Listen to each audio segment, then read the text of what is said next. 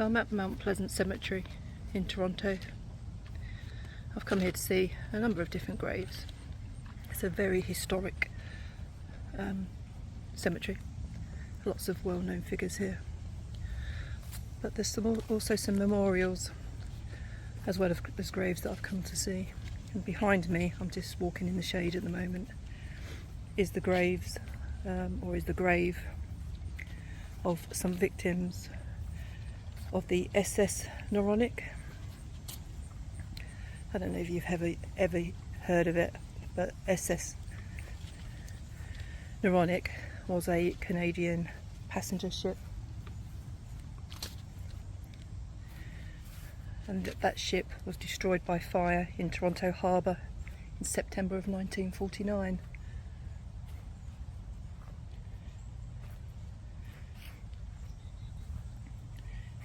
At least 118 lives were lost as a result of that fire. So it's Friday, September 16th, 1949. The ship was docked at Pier 9, which is near the Jack Layton ferry terminal in Toronto. She was scheduled to travel to Prescott, Ontario the following morning.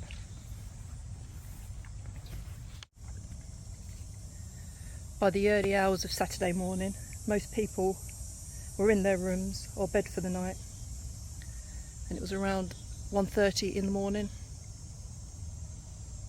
A passenger noted smoke coming from a locked hallway linen closet.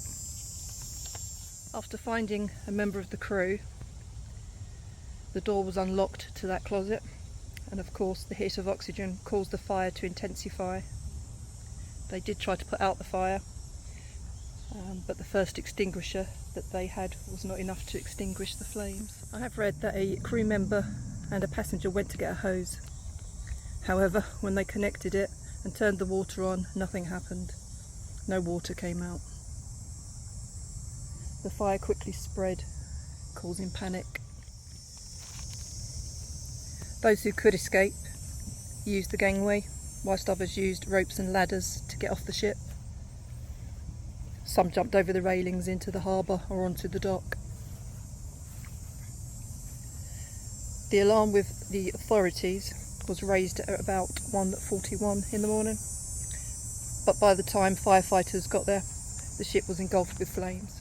In January of 1950, the remains of five unidentified passengers were laid to rest at Mount Pleasant. Later in the same year, the memorial was installed. No crew members died in the fire.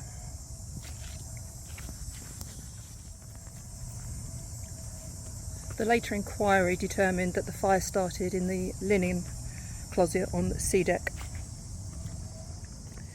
The inquiry was quite scathing towards the crew of the ship and stated that the high death toll was blamed largely on the ineptitude and cowardice of the crew. There were too few on duty. None of the crew attempted to wake the passengers. Many crew members fled the ship at first alarm. The klaxon was sounded to alert passengers, and no member of the crew even called the fire brigade. The design of the ship was also at fault. Interiors had been lined with oiled wood instead of fireproof material. Exits were only located on one deck instead of all five.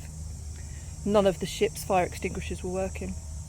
The ship was equipped with a public address system, and a ship-to-shore telephone was installed. Neither were used.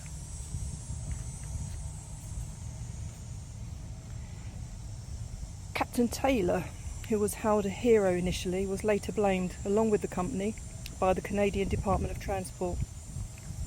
They stated both failed to take adequate precautions against the fire, or against a fire. Witnesses had said that Captain Taylor, during the fire, broke windows to assist passengers escape, and was amongst the last of the crew to leave the ship. I think it's far too easy to judge after the fact. Criticise the vessel for sure. If it wasn't as safe as it should have been, then the company have questions to answer. But from a human point of view, How many of us know how we would react during an event of that nature? Crew or otherwise.